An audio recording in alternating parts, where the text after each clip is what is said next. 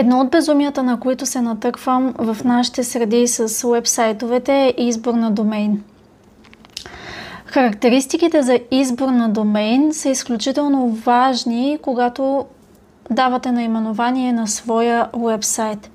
Това е същото като важността на това как се казва вашия бизнес, какво правите, дали това говори достатъчно ясно на хората и още характеристики. Една от тях е особено важна и тя казвам сега. Лесно произношение и запомняне.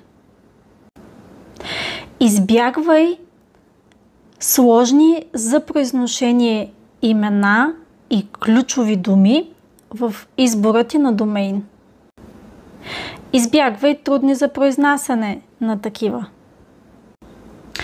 Името, което избираш, със сигурност трябва да бъде много лесно за запомняне в умовете на клиентите ти и много лесно за асоцииране с твоя бизнес и с същината на това, което правиш. В противен случай, името ти може да бъде и причина клиентите да се отказват да бъдат твои клиенти. Защото просто когато те видят веднъж, втория път няма да се сетят как да те намерят.